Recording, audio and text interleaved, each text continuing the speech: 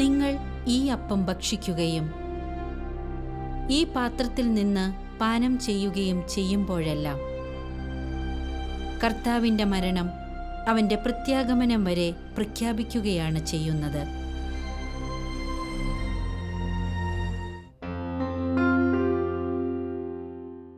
കർത്താവിൻ്റെ മരണത്തിൻ്റെയും ഉത്ഥാനത്തിൻ്റെയും അനുസ്മരണവും അനുഷ്ഠാനവും ആഘോഷവുമാണ് വിശുദ്ധ കുർബാന. പാപപരിഹാരത്തിനും സമഗ്ര വിമോചനത്തിനുമായി ദൈവം തൻ്റെ അനന്ത കരുണയാൽ മനുഷ്യനു വേണ്ടി സംവിധാനം ചെയ്ത രക്ഷാകര പദ്ധതി. അതിൻ്റെ പൂർത്തീകരണമായിരുന്നു ദൈവപുത്രൻ്റെ യാഗാർപ്പണം. ആ ബലിയിൽ പങ്കുചേരുമ്പോൾ ദൈവത്തിൻ്റെ അനന്ത സ്നേഹത്തിൻ്റെ സമ്പന്നതയിൽ നാം ഭാഗമായി മാറുന്നു. ഈ ലോകത്തിൽ ദൈവം മനുഷ്യനായി ഒരുക്കിവച്ച വലിയ നന്മകളുടെ താക്കോലാണ് ദിവ്യകാരുണ്യം.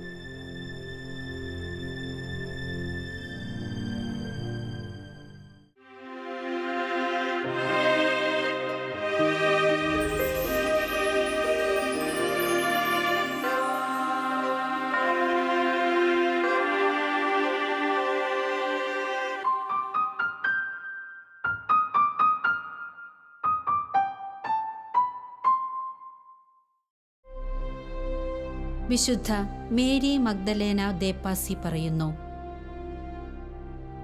ദിവ്യകാരുണ്യമായി അങ്ങയെ സ്വീകരിക്കുമ്പോൾ, ഓ എൻ്റെ കർത്താവേ, എത്ര അത്ഭുതകരവും തീക്ഷ്ണവുമായ ഒരു സമാഗമമാണ് എൻ്റെ ആത്മാവിന് അങ്ങ് നൽകുന്നത്. അപ്പോൾ എൻ്റെ ആത്മാവ് അങ്ങയുടേതായി മാറുകയാണ്. അങ്ങയുടെ ജീവിതത്തോടും മരണത്തോടും പീഡാസഹനത്തോടും ഉൾച്ചേരുകയാണ്.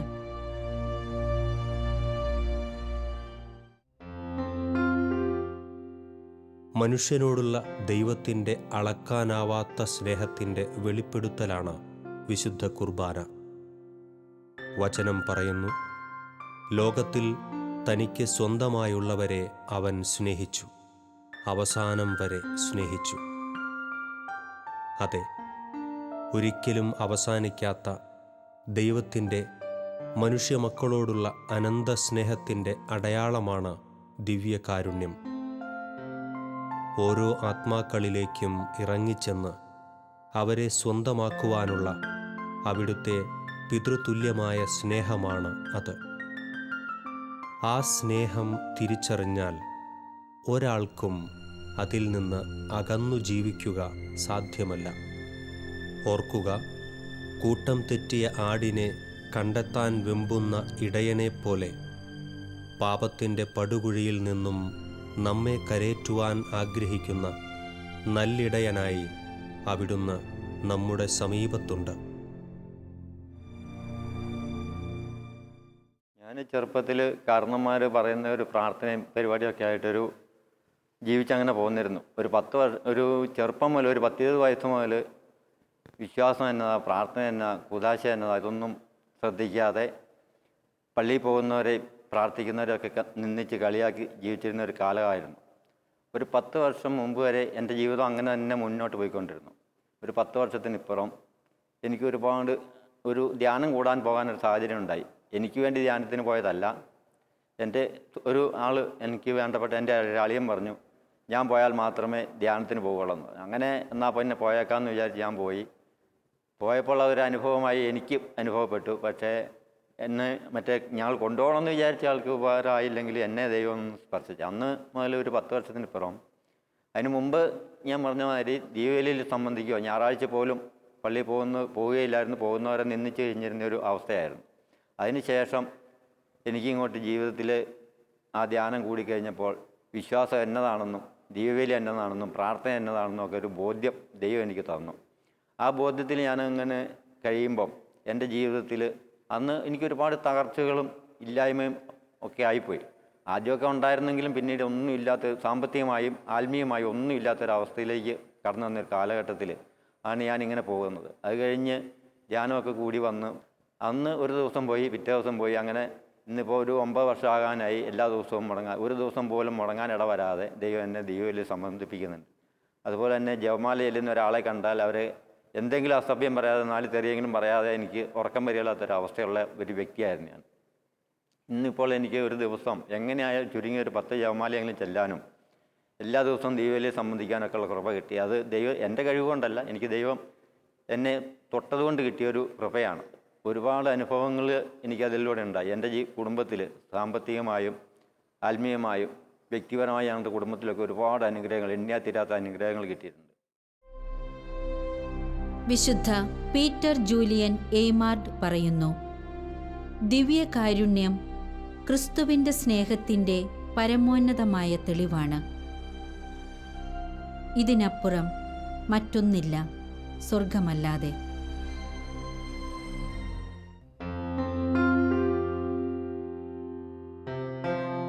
സ്വന്തം ശരീരരക്തങ്ങൾ സമർപ്പിച്ചുകൊണ്ട് മനുഷ്യനെ സ്നേഹിച്ച മിശിഹായുടെ സ്നേഹത്തിൻ്റെ ശാശ്വത സ്മാരകമാണ് വിശുദ്ധ കുർബാന. വചനം പറയുന്നു, സ്നേഹിതർക്കു വേണ്ടി ജീവൻ അർപ്പിക്കുന്നതിനേക്കാൾ വലിയ സ്നേഹമില്ല.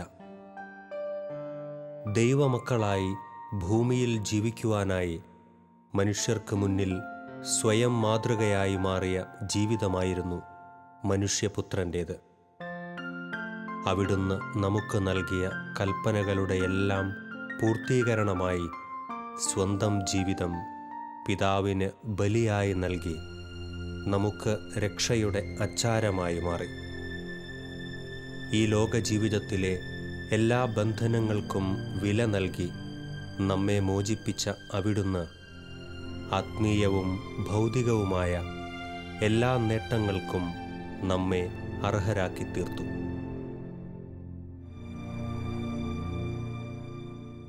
ദൈവബലി എന്ന് പറഞ്ഞാൽ നമ്മൾ ചോദിക്കുമ്പോൾ നമുക്ക് അന്നേരം തന്നെ ഉത്തരം കിട്ടുന്നതാണ് ദൈവബലിയും ജപമാല പ്രാർത്ഥനയൊക്കെ. എൻ്റെ ജീവിതത്തിൽ എനിക്ക് ആവശ്യമാണെന്ന് ഞാൻ തമ്പുരാൻ്റെ അടുത്ത് കരഞ്ഞു പറഞ്ഞിട്ടുള്ള എല്ലാ കാര്യങ്ങളും തക്ക സമയത്ത് തന്നെ എനിക്ക് തന്നിട്ടുള്ളവനാണ് എൻ്റെ കർത്താവ്. അത് എനിക്കിനിയും ഒരുപാട് കുറവുകളുണ്ട്, പരിമിതികളുണ്ട്. എന്നാൽ പോലും എൻ്റെ തമ്പുരാൻ്റെ അടുത്ത് നന്ദി പറയുവാൻ എനിക്കും എൻ്റെ കുടുംബത്തിനും, അതുപോലെ തന്നെ ഞാനും എൻ്റെ ജീവിത പങ്കാളിയും ഒരു ദിവസം ഒരാൾ രാത്രിയിൽ ഒരു 12 മണിയായപ്പം ഒരു പ്രാർത്ഥന ആവശ്യപ്പെട്ടു. അയാൾ വിദേശത്ത് പോകാൻ വേണ്ടി ബോംബെ ചെന്നപ്പോൾ അവിടെ കുടുങ്ങിപ്പോയ ഒരവസ്ഥയാണ്. തിരിച്ചു പോരാനും പറ്റുകയില്ല, അവിടെ നിൽക്കാനും പറ്റാത്ത സാഹചര്യമാണെന്ന് പറഞ്ഞ് വിളിച്ചു.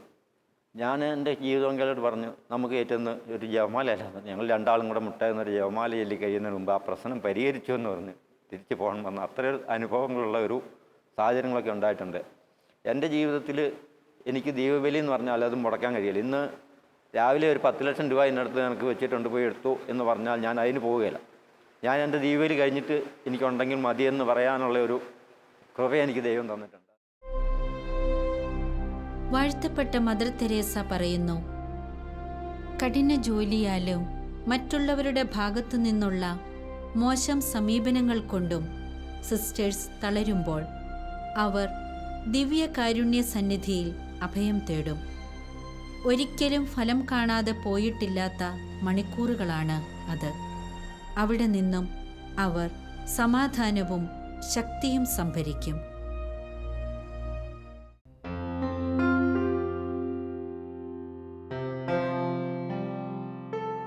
ഒരു നിമിഷം ചിന്തിക്കാം. വിശുദ്ധ കുർബാനയിലുള്ള ഭാഗഭാഗിത്വം ഈശോയോട് ചേർന്നു നിൽക്കുവാനും വളരുവാനും എനിക്ക് കാരണമാകുന്നുണ്ടോ? ഈശോയോട് ചേർന്ന് ഒന്നാകുന്നതുവഴിയായി അവിടുത്തെ മനസ്സും ആഗ്രഹവും മനോഭാവവും ജീവിത വീക്ഷണവുമെല്ലാം സ്വന്തമാക്കി തീർക്കുവാൻ എനിക്ക് കഴിയുന്നുണ്ടോ? ഈശോയുടെ അനന്ത സ്നേഹം ദിവ്യകാരുണ്യത്തിൻ്റെ രൂപത്തിൽ എന്നിൽ നിറയുമ്പോൾ ആ സ്നേഹത്തിൻ്റെ മുറിയാത്ത ചങ്ങലയിലെ കണ്ണിയായി മാറുവാൻ ദൈവത്തിൻ്റെ കൃപ നാം ഓരോരുത്തരെയും പര്യാപ്തരാക്കട്ടെ.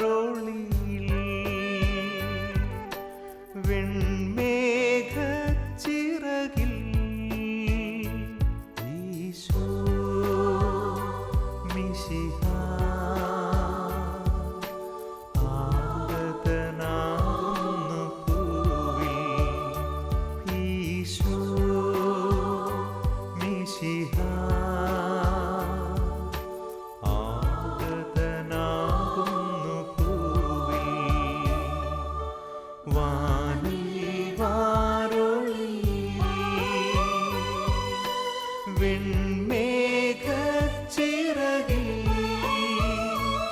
ഈശോ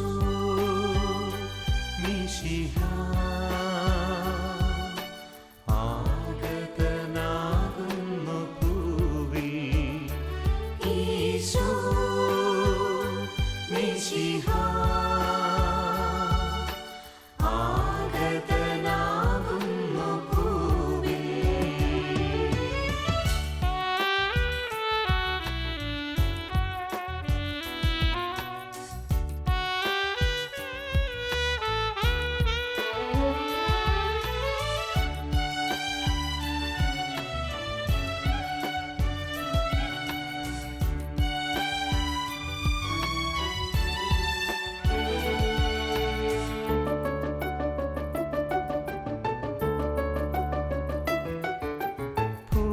ഭൂസ്വർഗങ്ങൾ ഉടയവനാ പരമപിതാവിൻ തിരുസുതനായി. ഭൂസ്വർഗങ്ങൾ ഉടയവനാ പരമപിതാവിൻ തിരുസുതനായി. ജയഗീതം പാടാം വരവേൽക്കാം മധുമോഹന ഗീതികൾ പാടിടാം. ജയഗീതം പാടാം വരവേൽക്കാം മധുമോഹന ഗീതികൾ പാടിടാം.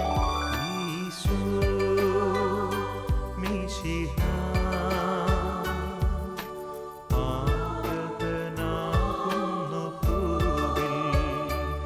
ഈശോ മിശിഹാ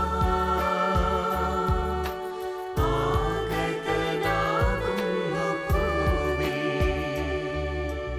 ഇന്നീ അൾത്താരയിലേ സ്നേഹക്കുദാശയിൽ വാഴും നാഥാ ആരാധനാ സ്തോത്രമേകാം. വാഴും നാഥാ ആരാധനാ സ്തോത്രമേകാം.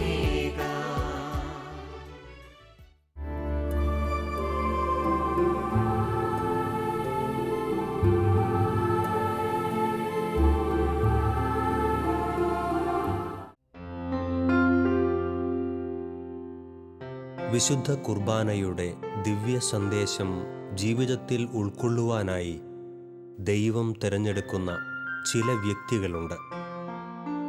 ജനനം കൊണ്ടു തന്നെ സവിശേഷമായ ആത്മീയ ബോധ്യങ്ങളും വിശ്വാസ ജീവിതവും ആർജിക്കുന്ന ഇവരുടെ ജീവിതങ്ങൾ എക്കാലവും ദൈവത്തിൻ്റെ അനന്ത കാരുണ്യത്തെ പ്രതിഫലിപ്പിക്കുന്നു. ദൈവത്തിൻ്റെ കരം പ്രത്യേകമായി പതിഞ്ഞിരിക്കുന്ന ഇവരുടെ ജീവിത വീഥികൾ അത്ഭുതകരമായ ദൈവിക ഇടപെടലുകൾ കൊണ്ട് സമ്പന്നമായിരിക്കും. ആത്മീയവും ഭൗതികവുമായ ഇടപെടലുകളിലൂടെ ഇവർ അനേകർക്ക് മുന്നിൽ ഏകരക്ഷകനായ ക്രിസ്തുവിനെ പ്രഘോഷിക്കുന്നു.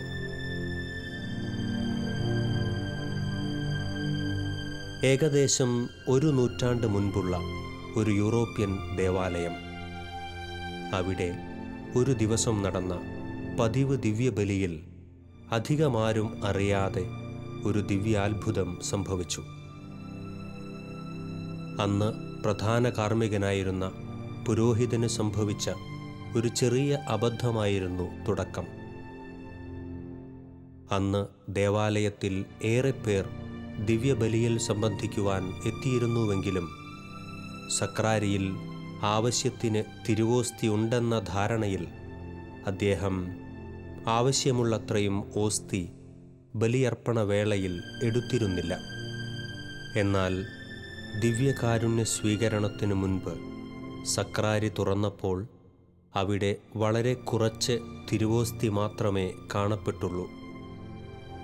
ദിവ്യകാരുണ്യ സ്വീകരണത്തിനായി കാത്തുനിന്ന അനേകരോട് എന്തു പറയണമെന്നറിയാതെ പരിഭ്രമിച്ച പ്രധാന കാർമ്മികൻ കാൺകെ സഹകാർമ്മികനായുണ്ടായിരുന്ന വൈദികൻ ഭാവവ്യത്യാസമൊന്നും കൂടാതെ എണ്ണത്തിൽ വളരെ കുറവുള്ള തിരുവോസ്തിയടങ്ങിയ തിരുപ്പാത്രം കയ്യിലെടുത്തു. എന്നിട്ട് പതിവ് പോലെ വിശ്വാസികൾക്ക് ദിവ്യകാരുണ്യം നൽകിത്തുടങ്ങി. അവിടെ ഒരു അത്ഭുതം സംഭവിക്കുകയായിരുന്നു. ഓരോരുത്തർക്കും നൽകും തോറും തിരുവോസ്തികൾ വർദ്ധിച്ചുകൊണ്ടേയിരുന്നു. എല്ലാവരും സ്വീകരിച്ചു കഴിഞ്ഞിട്ടും തിരുപ്പാത്രത്തിൽ ഏറെ തിരുവോസ്തികൾ അവശേഷിച്ചു. ദിവ്യകാരുണ്യവുമായി വിശ്വാസികൾക്കിടയിലേക്ക് ചെന്ന ആ സഹകാർമ്മികൻ പിൽക്കാലത്ത് ദിവ്യകാരുണ്യത്തിൻ്റെ വിശുദ്ധനായി അറിയപ്പെട്ട വിശുദ്ധ പാദ്രെ പിയോ ആയിരുന്നു. ആ മഹാനായ വിശുദ്ധൻ്റെ ജീവിതത്തിലുടനീളം അദ്ദേഹത്തെ പിന്തുടർന്ന ഒട്ടനവധി അത്ഭുതകരമായ അനുഭവങ്ങളിൽ ഒന്നു മാത്രമാണ് ഇത്. കർത്താവിൻ്റെ നാമത്തിൽ പ്രവർത്തിച്ച എണ്ണിയാലൊടുങ്ങാത്ത അത്ഭുതങ്ങളുടെയും വിസ്മയനീയമായ ജീവിതത്തിൻ്റെയും പേരിൽ മരണത്തിനു മുൻപും അതിനുശേഷവും പ്രശസ്തനായിരുന്ന വിശുദ്ധനാണ് വിശുദ്ധ പാദ്രെ പിയോ. അമാനുഷികമായ ഒട്ടേറെ കഴിവുകൾ പരിശുദ്ധാത്മാവ് അദ്ദേഹത്തിന് നൽകിയിരുന്നു.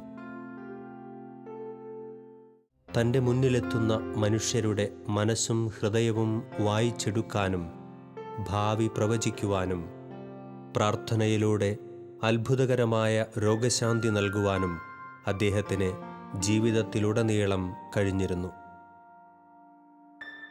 അപൂർവം ചില വിശുദ്ധരുടെ ജീവിതത്തിൽ കാണുവാൻ കഴിഞ്ഞിട്ടുള്ള ഒരപൂർവ സിദ്ധിയും അദ്ദേഹത്തിനുണ്ടായിരുന്നു.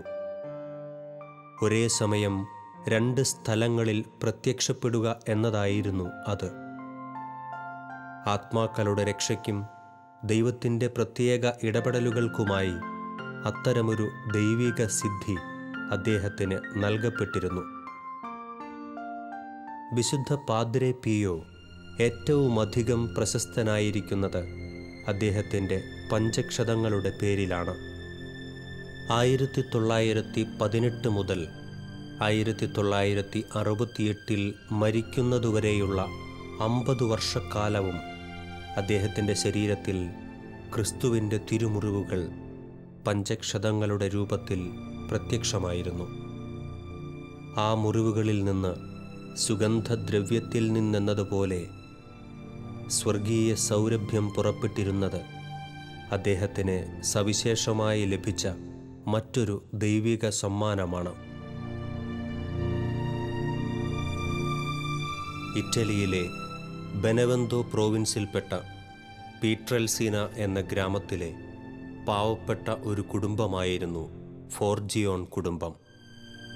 ഉറച്ച ദൈവവിശ്വാസികളായിരുന്ന ഗാസിയോ ഫോർജിയോണിനും ഭാര്യ മരിയ ഗിസപ്പേയ്ക്കും 1887 മെയ് 25 ഒരു ആൺകുഞ്ഞ് ജനിച്ചു. അവർ ആ കുഞ്ഞിനെ വിശുദ്ധ ഫ്രാൻസിസ് അസീസിയുടെ സംരക്ഷണയിൽ ഭരമേൽപ്പിക്കുകയും ഫ്രാൻസിസ്കോ എന്ന മാമോദീസ പേര് നൽകുകയും ചെയ്തു. വളരെ ചെറുപ്പത്തിലെ തന്നെ അതിശയകരമായ വിവേകവും ആത്മീയ ബോധ്യങ്ങളും പെരുമാറ്റത്തിൽ അവൻ പ്രകടിപ്പിച്ചിരുന്നു. താൻ മാമോദീസയും ആദ്യ കുർബാനയും സ്വീകരിച്ച ഇടവകപ്പള്ളിയിൽ അവൻ ചെറുപ്പത്തിൽ തന്നെ അൾത്താര ബാലനുമായിരുന്നു. കേവലം 5 വയസ്സുള്ളപ്പോൾ അവന് തിരുഹൃദയ ഈശോയുടെ ദർശനമുണ്ടാവുകയും അവിടുന്ന് അവൻ്റെ തലയിൽ കൈവച്ച് എക്കാലവും അവൻ തന്നോടൊപ്പമായിരിക്കുമെന്ന് വാഗ്ദാനം ചെയ്യുകയും ചെയ്തിരുന്നു. ശക്തമായൊരു ആത്മീയ ദാഹം ബാല്യകാലം മുതൽ ഈശോ ആ ഹൃദയത്തിൽ സൂക്ഷിച്ചിരുന്നു. തുടർന്നുള്ള കാലങ്ങളിൽ പരിശുദ്ധ അമ്മയുടെ ദർശനങ്ങളും ഫ്രാൻസിസ്കോയ്ക്ക് പതിവായി ഉണ്ടാകുമായിരുന്നു. ദിവ്യദർശനങ്ങൾക്കും ദൈവിക വെളിപ്പെടുത്തലുകൾക്കും പുറമെ വ്യത്യസ്തമായ മറ്റു ചില അനുഭവങ്ങളും ബാലനായ ഫ്രാൻസിസ്കോയ്ക്ക് പതിവായെന്നവണ്ണം ഉണ്ടാകുമായിരുന്നു. ചെറുപ്പകാലം മുതൽ തന്നെ പൈശാചിക പീഡകളും ആ ബാലന് ഉണ്ടാകുമായിരുന്നു. പലപ്പോഴും പല രൂപങ്ങളിലും ഭാവങ്ങളിലും പ്രത്യക്ഷപ്പെടാറുണ്ടായിരുന്ന സാത്താൻ പല വിധത്തിലും അദ്ദേഹത്തെ ആക്രമിക്കാൻ തുനിഞ്ഞു.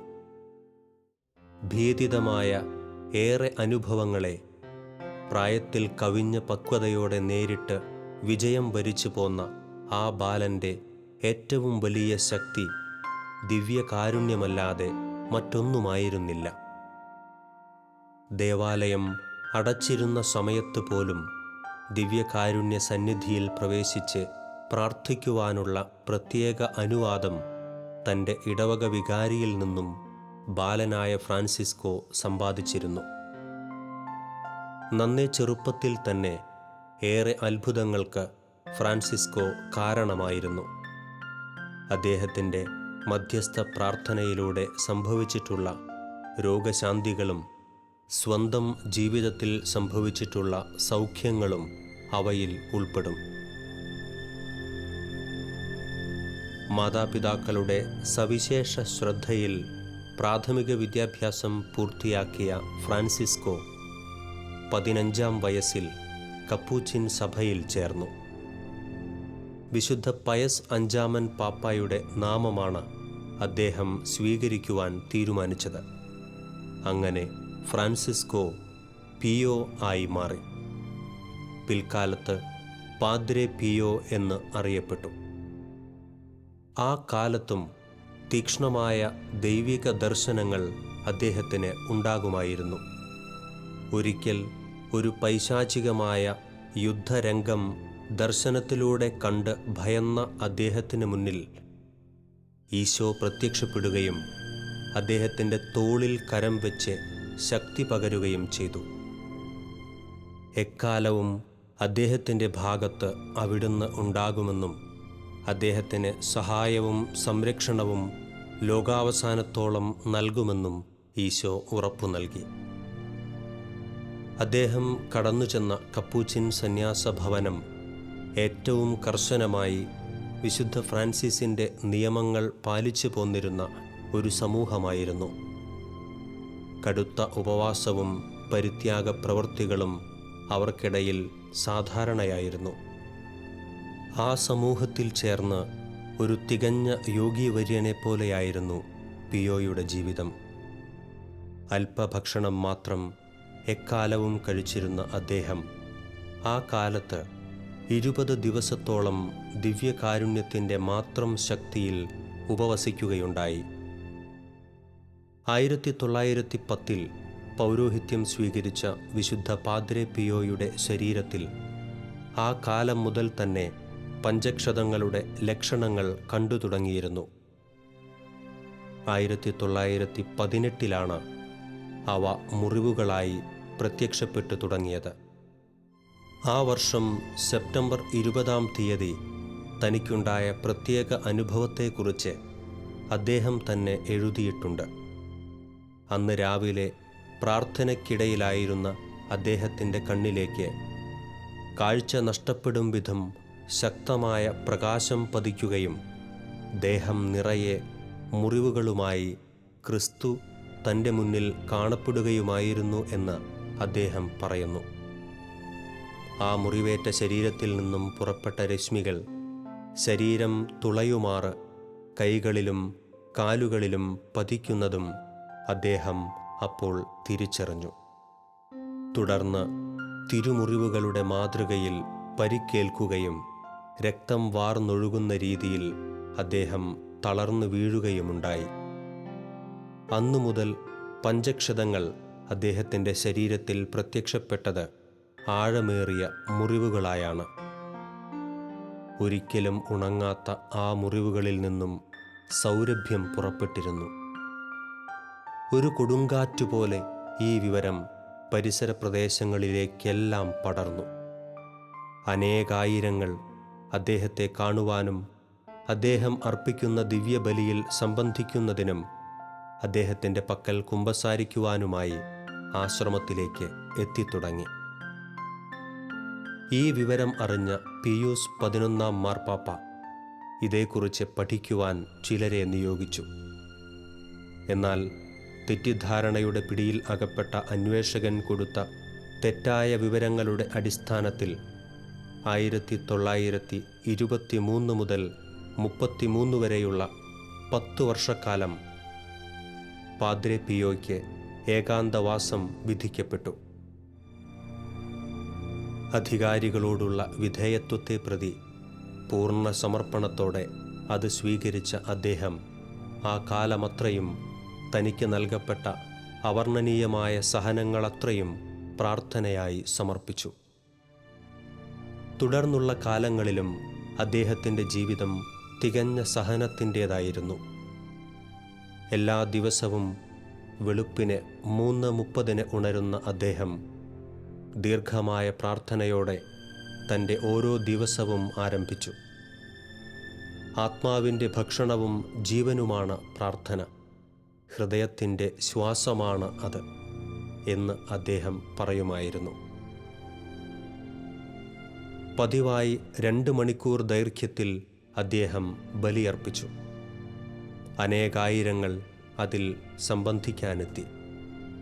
ഇത്രയും മുറിവുകളും വേദനകളും ഉള്ളപ്പോൾ എങ്ങനെയാണ് 2 മണിക്കൂർ ദിവ്യബലിക്കായി ചെലവഴിക്കാൻ കഴിയുക എന്ന് ഒരു യുവതി അദ്ദേഹത്തിനോട് ചോദിച്ചു. ഞാൻ ബലിയർപ്പണ വേളയിൽ നിൽക്കുകയല്ല, ക്രൂശിൽ ക്രിസ്തുവിനൊപ്പം തൂങ്ങിക്കിടക്കുകയാണ് എന്നായിരുന്നു അദ്ദേഹത്തിൻ്റെ മറുപടി. ആ ജീവിതത്തിൽ ദിവ്യകാരുണ്യത്തിനായുള്ള വിശപ്പും ദാഹവും അവർണ്ണനീയമായിരുന്നു. മരണവേദനയോടെയാണ് താൻ പലപ്പോഴും ദിവ്യകാരുണ്യത്തിനായി കാത്തിരിക്കാറുള്ളതെന്ന് അദ്ദേഹം പറഞ്ഞിരുന്നു.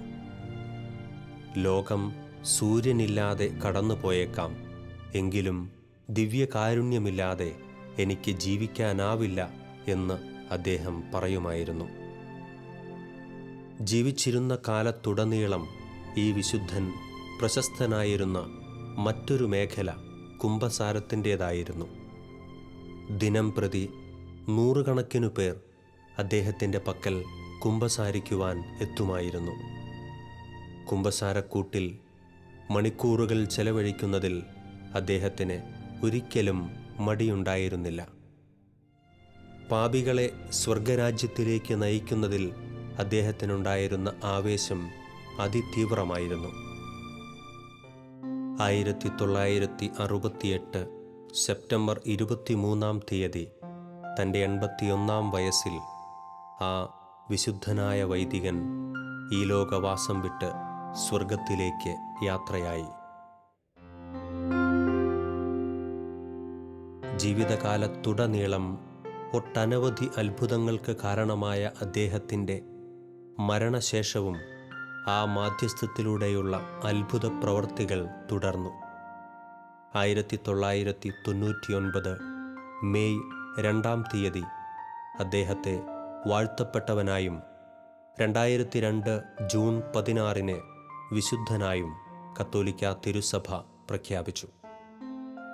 തൻ്റെ ജീവിതകാലത്തുടനീളം ദിവ്യകാരുണ്യത്തിൻ്റെ വക്താവായി ജീവിച്ച അനേകം ആത്മാക്കളെ ദിവ്യകാരുണ്യത്തിലേക്കും സ്വർഗത്തിലേക്കും കൂട്ടിച്ചേർത്ത വിശുദ്ധ പാദ്രെ പിയോ നമ്മുടെ ജീവിതത്തിലും ശക്തനായൊരു മാർഗദർശകനാണ്. ദിവ്യകാരുണ്യ ഈശോയോടും തിരുസഭയോടും ചേർന്ന് നിന്നുകൊണ്ട് സ്വർഗയാത്ര പൂർത്തിയാക്കുവാൻ ഈ വിശുദ്ധൻ്റെ മാധ്യസ്ഥം നമുക്ക് പ്രാർത്ഥിക്കാം.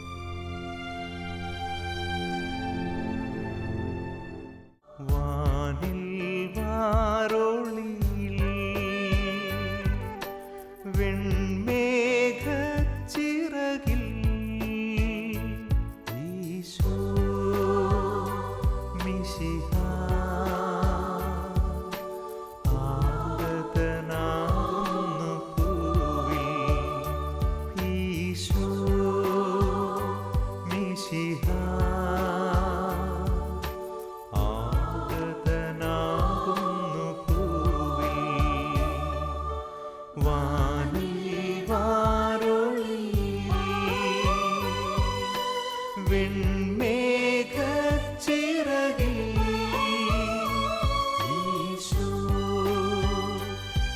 മിശിഹ